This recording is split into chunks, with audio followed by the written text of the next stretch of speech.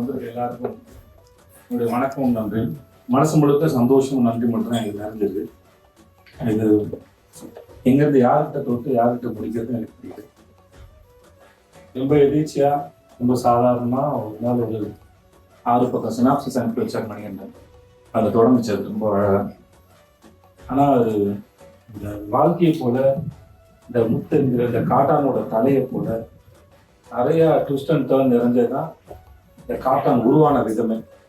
எங்கெங்கேயோ போய் யாராருக்கு போய் இந்த காட்டானை பற்றி கேட்டால் எப்படி ஒருத்தருக்கு ஒரு கதை இருந்த மாதிரி இது எப்படி இந்த சீரீஸ் உருவானதுக்கு ஒருத்தருக்கு ஒரு கதை இருக்கு. அப்படின்னு சொல்லி ஒருத்தர் வந்து சேரும்போது ஒருத்தருக்கு ஒரு கதை இருக்கு. நான் எப்படி வந்து சேர்ந்தேன், நான் அப்படி வந்து சேர்ந்தேன். ஸோ ஒரு ஸ்டேஜுக்கு மேலே இந்த சீரீஸ் நடக்குமா, இது கைவிடப்பட்டுச்சா, என்னாச்சு ஏதுன்னு நிறையா டெட் எண்டுகளை நிறையா பார்த்து கடைசி நேரத்தில் வந்து லெஃப்ட் ரைட்டு டர்ன் எடுத்து இன்னைக்கு ரொம்ப அழகாக இடத்துக்கு வந்து சேர்ந்துருக்கு. இதுக்கு உழைச்ச எல்லாருக்குமே முதல்ல எல்லாருமே இந்த சமமான பங்கு இருக்கு. எல்லாரும் கை தட்டுங்க, நன்றிகளும் பாராட்டு. இருக்கிற போட்டு நம்ம கூட்டம் பண்ணலாம். உங்களோட வேலையை பார்த்து யாராவது நல்லா பாராட்டவங்களாம் எப்படி இருக்கும்ல. ஓகே ஷமி, நான் ரொம்ப நாளாக உங்க கூட இருக்கிறதுனால எனக்கு வந்து உங்களோட ரொம்ப நாள் இருக்கிறவங்களே தெரியாமல் போயிடுச்சு. நீங்கள் இதை மென்ஷன் பண்ணி சொல்லும் போது தான் தெரியுது, ஆமாம் இல்லை இந்த ஆளோட அப்பத்துலேருந்து நான் கூடயே இருக்கிறாங்க அப்படின்னு சொல்லிட்டு. ஷமி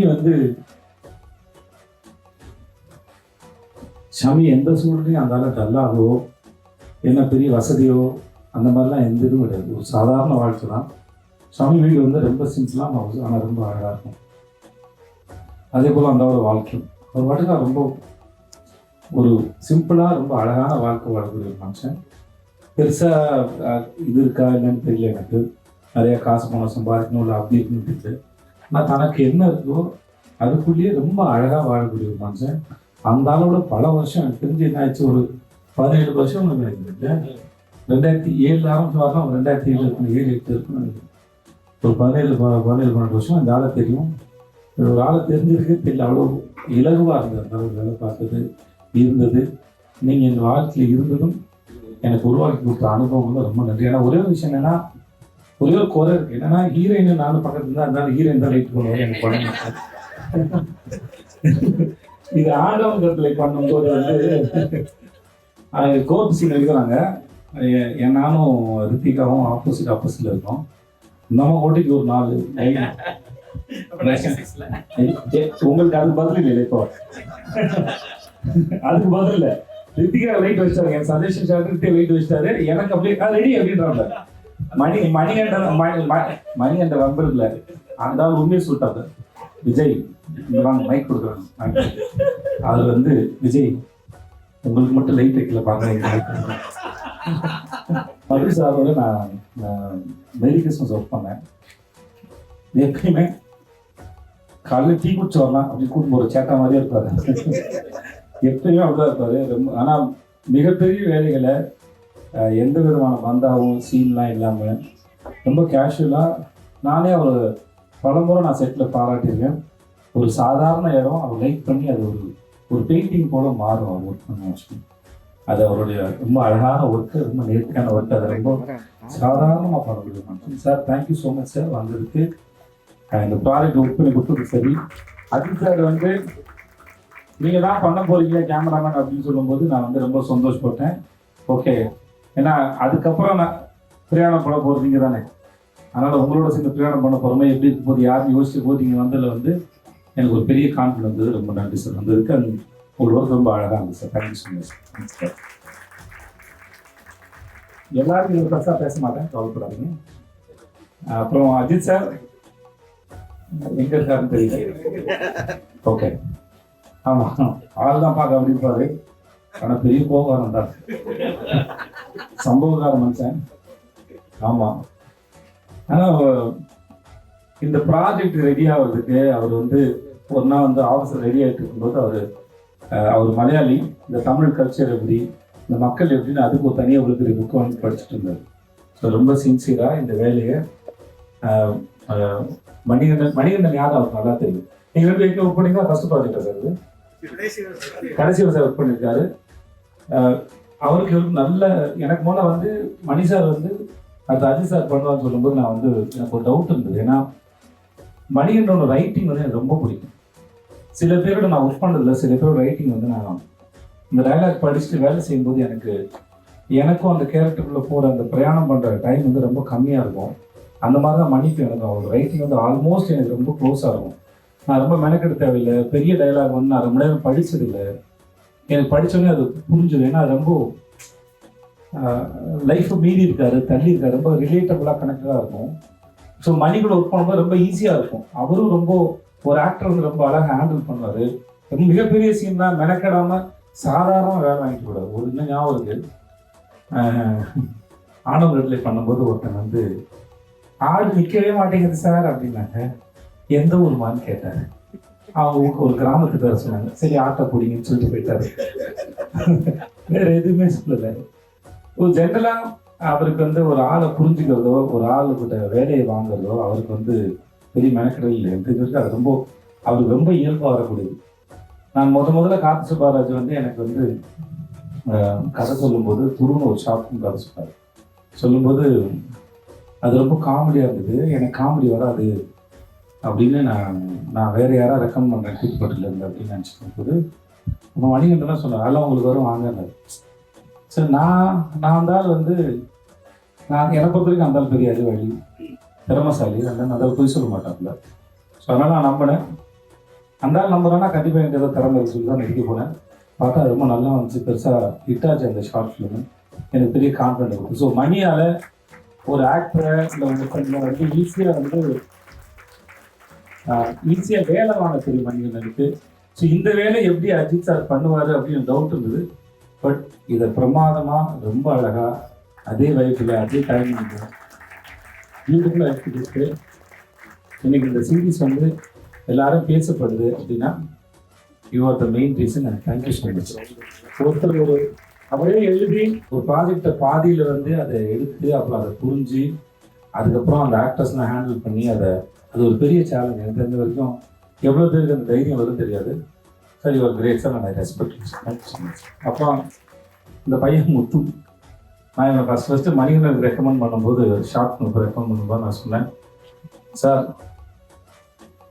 நான் கொஞ்சம் நிறையா பேசுவேன் சார், அதோட கொஞ்சம் ஓவர் ஆக்ட் பண்ணுவான் சார், கொஞ்சம் பார்த்துக்கோங்க சார் அப்படின்னு சொன்னேன். ஏன்னா அவங்ககிட்ட வந்து நிறையா இருக்கும், எக்ஸ்பிரஷன்ஸ் கொட்டி கிடக்கும். அவன் ஒரு குடோன் மாதிரி தான். இப்போ மணி ரொம்ப அழகான ஒரு ஸ்டேட்மெண்ட் சொன்னார். அதாவது நடிக்க வரல தான் பிரச்சனை, அதிகமாக வந்தால் குறைச்சிக்கலாம். ஒரு பைப்பில் தண்ணி அதிகமாக வருது குறைச்சிக்கலாம். இல்லை நான் இது வரைக்கும் மறக்கவே இல்லை ஸ்டேட்மெண்ட்டை. இப்போ ஒரு பைப்பில் அதிகமாக வர தண்ணியை வந்து கொஞ்சம் திருகுனா குறைச்சிக்கலான்ற போது ஒரு ஆக்டரை வேலை வாங்க முடியும்னு இவ்வளோ ஈஸியாக ஒரு ஆள் சொல்ல முடியுமாங்கிறது எனக்கு பெரிய ஆச்சரியமாக இருந்தது. நான் அதுக்கப்புறம் முத்து தலைக்கு மேலே ஒரு டேப் இருக்கிற மாதிரி எத்தனை முறை திரும்பி குறைச்சாருன்னு தெரியல. ஆனால் ரொம்ப நல்லா இருக்கிறேன். அவன் நான் கூத்துப்பட்டில் நான் அக்கௌண்டா இருக்கும்போது தெரியும், அப்போ இருந்து தெரியும். ஏதோ வகையில் இந்த ப்ரொஃபஷன் வந்து ரொம்ப பியூட்டிஃபுல்லாக புரிஞ்சுக்கிட்டாங்க. என்ன கேரக்டரு எது கொடுத்தாலும் சரி அது ரொம்ப அசால்ட்டாக ஒவ்வொரு முறையும் ஒரு புதிய மனுஷனாக மாறி வர ஆரம்பிச்சான். Really happy and proud of you. அப்புறம் ரீசெண்டாக தான் எனக்கு பாசம் பொங்கல் அது மாதிரி எனக்கு வந்து செட் ஆகாது. ஆமாவே இல்லையா, செட்டே ஆகுது. என்ன பண்ணான்னா, மச்சான் ஒரு ஆஃபீஸ் இருக்கு வான்னு சொல்லலாம். போனா உனக்கு அப்புறம் சொல்றேன்.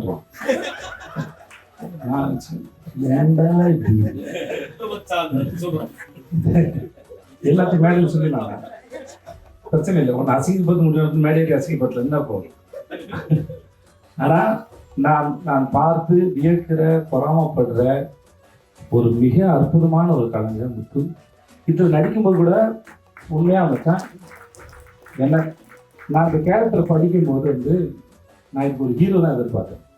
ஏன்னா இந்த சீரீஸ் எழுதி முடிச்சதுக்கப்புறம் இந்த சீரீஸ் நிறைய கேரக்டர்ஸ் இருக்குது. ஒரு சாராய கேள்வி, பொண்ணோட கேரக்டர், ரிஷாவோட கேரக்டரு, வடிவேல் முருகனும் பாருவோட கேரக்டர், இப்படி நிறைய பேர் கதையை போட்டால் இன்னும் வேறு சீரீஸ் பண்ணலாம். அதனால் நான் இந்த கேரக்டர் வந்து ஒரு ஹீரோ இமேஜில் ஒருத்தர் இருந்தால் தான் நல்லாயிருக்கும். இன்னொன்று உனக்கும் சரி, வடிவேல் முருகனுடைய கேரக்டர் சரி, நான் எதிர்பார்த்தது வந்து ஒரு ஹீரோ இருக்கணும்.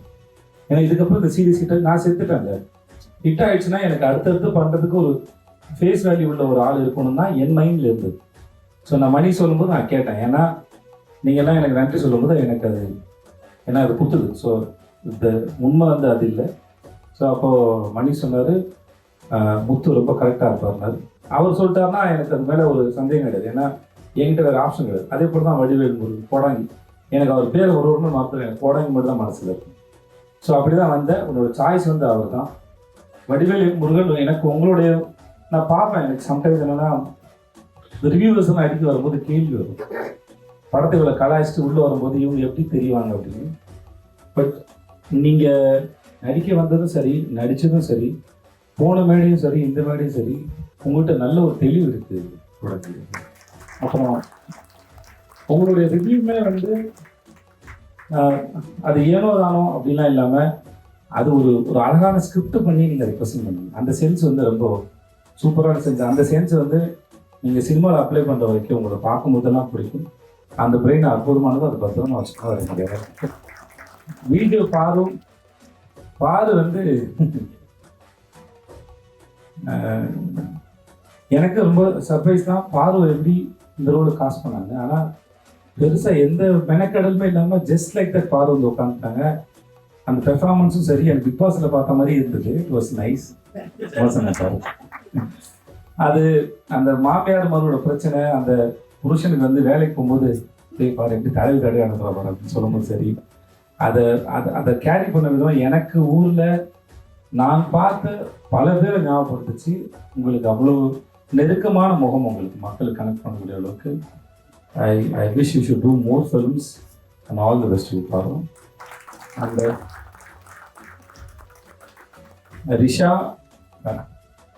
ரிஷா வந்து என் கூட கருப்பன் ஒர்க் பண்ணியிருக்காங்க.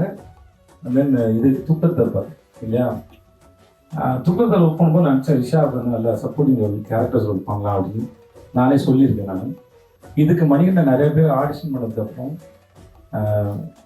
அவருக்கு ரிஷா தான் கரெக்டாக பட்டுச்சு. அதுக்கு அவர் சொன்ன காரணம் வேறு யாராவது கூப்பிட்டு வந்து அவங்கள இந்த ரோல் கன்வின்ஸ் பண்ணி இல்லை இந்த டான்ஸ் கன்வின்ஸ் பண்ணி வைக்கும்போது அது அவ்வளோதான் பண்ணுவாங்க தெரியும். பட் ரிஷா பண்ணும்போது அவர் ஆடிஷன் ரொம்ப பிடிச்சிருந்தது. பட் வந்து உங்கள் வேலையை இருந்துட்டு சிறப்பாக பண்ணுங்கள். வாழ்த்துக்கள், நன்றி. கலை உனக்கு வந்து டான்ஸ்க்கு மட்டும்தான் கலை. ஏன்னா எங்களுக்கு கடைசி நேரத்தில் இந்த ஷேர் ஆட்டோவில் இன்னும் ஒரு ஆள் ஏறினா விரும்பாங்க போயிடலாம் அப்படின்ற மாதிரி அந்த கடைசி நேரத்தில் ஏறின ஆள் தான் கலை. நாங்கள் இதுக்காக கலையை வந்து நாங்கள் ஒரு வெயிட் லாஸ் கோர்ஸ்லாம் அனுப்பி ஒரு 10 நாள் அனுப்பி ட்ரைனிங்லாம் கொடுத்து அதுக்கப்புறம் கூப்பிட்டு வந்தோம். இதுக்கு முக்கியமான காரணம் கார்த்திக் தான். எங்கே இருக்கார் அவர்? கலைக்கு நீங்கள் பாராட்டுன்னா அது கார்த்திக் தான் நீங்கள் சொல்லணும். அது அவ்வளோ மெனக்கெட்டுக்கா. பட் தேங்க்ஸ் ஸோ மச் கலை. இருந்தாலும் வந்து அவ்வளோ ஷார்ட் டைமில் வந்து இன்னைக்கு நிறைய ரீல்ஸ் பார்க்குறேன். உனக்கு என்னுடைய வாழ்க்கை நல்லா இருக்கு. கார்த்திக் தலைவா ரொம்ப தேங்க்ஸ் தலைவா. ஒரு படம் பண்ணாலும் இந்த படத்துக்காக நான் கூப்பிட்டேன்னு சொல்லி வந்து பண்ணதுக்கு ரொம்ப தேங்க்ஸ் தலைவா. ஐ ஹோப் இவங்களும் மறந்துட்டேன். பல்லவி, ஐம் ரியலி சாரி பல்லவி. நான் மென்ஷன் பண்ண ஆடியோ லான்ச்சை மென்ஷன் பண்ண மறந்துட்டேன். இந்த சீரீஸில் இந்த தலையை பார்க்கும்போது யாருக்கும் அவர்ஷனாக இல்லை, ஸ்வீட்டாக இருக்குது. ஏன்னா ஒரு மனுஷன் வெட்டப்பட்ட தலையை பார்த்தா ஒரு ஒரு ஒரு அவர்ஷன் இருக்கணும். அது மனிதனோட ரைட்டிங்கில் இருக்கிறவங்க நான் ஃபர்ஸ்ட் ஆஃப் ஆல் வந்து சிரிச்ச முகத்தோடு ஒருத்தர் சேர்த்துருக்கான் அப்படிங்கிறது வந்து நான் இந்த கதையை அந்த இடத்த எப்படி புரிஞ்சுக்கிட்டேன்னா, இந்த பழி வாங்கிறது ஒரு செயின், அது தொடர்ந்துகிட்டே வரும்.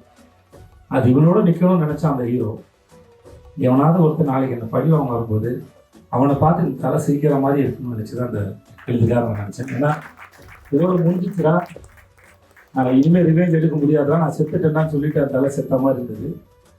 அது அந்த எக்ஸ்பிரஷனை என்னால் வந்து உங்கள் ஒர்க்கில் பார்க்க முடியுது. அது உயிரோடு இருந்து thanks Pallavi and thanks your friend also. எல்லாருக்கும் சொல்லிட்டான்னு நினைக்கிறேன். அப்போ ஹாட் ஸ்டாரில் செந்திலுங்கிற ஐயா இந்த ஒரு ஆள் மட்டும் இல்லாட்டி இந்த சீரியஸ் இல்லை. இந்த ஒரு ஆள் தான் காரணம். ஏன்னா இந்த குளறுபடியெல்லாம் நடந்ததுக்கு அப்புறம் என்ன ஆகுனா, மனிதர்களுக்கு இன்னொரு மனுஷங்களுக்கு நம்பிக்கை போயிடும். யாரை பார்த்தாலும் சந்தேகமாக இருக்கும். வீட்டில் திரும்ப பக்கம்லாம் பேய் இருக்கிற மாதிரி தோன்ற மாதிரி வந்து ஒரு எந்த மனுஷன் எந்த வார்த்தை யார் பேசினா சரி நடக்குமோ நடக்காதான் தெரியாது. ஏன்னா தாள் நின்று போனதும் பிரதீப் சார்கிட்ட பேசினேன், சரி ஆரம்பிக்கலான்னு பேசணும். ஆனால் நடுவில் ஒரு பிரிட்ஜ் இருக்குங்க. அந்த பிரிட்ஜ் வந்து அது யார் இருக்குன்னு தெரியல. நாங்களும் சில சமயம் வருத்தப்படுவோம், நானும் சண்டை போட்டிருக்கேன், செந்திலோட நான் சண்டை போட்டிருக்கேன் நல்லா. ஆனால் அந்த பக்கமும் இருக்கும், இந்த பக்கமும் இருக்கும். எல்லாரையும் பார்த்து எல்லார்ட்டையும் பேசி பொறுமையாக இருந்து இந்த ஒரு ஆள் தான் காட்டான் அப்படின்னு இன்னைக்கு வந்திருக்கு அப்படின்னா எழுதி வேலை பார்த்த யாரானா இருக்கலாம். பட் இவ்வளோ பேரை இணைச்சி ஒரு அற்புதமான பிரிட்ஜை கட்டி இதை ரிலீஸ் பண்ணி இந்த ஒரு ஆள் நாங்கள் பார்த்துருக்கோம். நான் சண்டை போட்டிருக்கேன், ஆஃபீஸ் சந்தோஷ் சண்டை போட்டுருக்கேன், அந்த பக்கம் அவங்க ஆஃபீஸில் பேசியிருப்பாங்க, என்னென்னமோ நடந்திருக்கோம், எதோ நடந்திருக்கு. இப்படியே இந்த தேரை வந்து ஊருக்கு கொண்டு சேர்த்துருந்தாங்கன்னா ரொம்ப தேங்க்ஸ் செல்வார். Love you. Thank you so much. Thank you. Pradeep சாருக்கு நன்றி, பாலா சாருக்கு நன்றி, ஜியோ ஹாட் ஸ்டாருக்கு நன்றி, சுற்றி உங்களுக்கு ரொம்ப தேங்க்ஸ்மா. And Vijay Sethupathi productions and team, Chandru, Johnson, Senthil, Santhosh, Thirumaran, everybody thanks sir. Kalai sir, art sir, பிடி sir, thanks so much sir.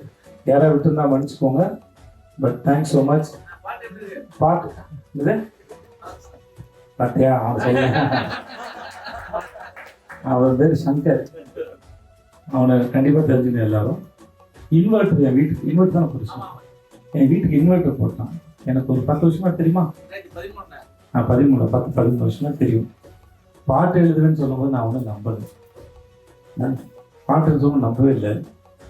ரொம்ப நாள் கழிச்சு என் ப்ரொடக்ஷனில் வாய்ப்பு கொடுத்தது நான் ரொம்ப சந்தோஷப்படுறேன். ஒரு தன் திறமையை வளர்த்து இருந்து என் பேர் வேலை பார்த்தாலும் விடாமல் வளர்த்து இன்னைக்கு வந்து அவங்க சீரியஸ் 2 பாட்டு எழுதிட்டாரு. முதல் பாட்டு எழுதி எனக்கு கொடுத்தாங்க. ஒரு பாட்டு நான் சொன்னேன், எனக்குலாம் செட் ஆகாது, நான் எழுத முடியாது, வேறு யாரோ வச்சு எழுதுங்க, சங்கர் தான் எழுதுன்னு சொன்னாங்க. வாழ்த்துக்கள் சங்கர், நன்றி சங்கர். நான் மறந்துட்டேன்னு சொன்னாலும் வெக்கமெல்லாம் அவங்க கேட்டு வாங்கிட்ட பாராட்டுக்கு இந்த தப்பே இல்லை, அது சரி, வாழ்த்து, நன்றி, நிறைய எழுதுறது வாழ்த்து. தேங்க்ஸ். ஸோ தேங்க்ஸ்மா, தேங்க்ஸ் ஸோ மச்.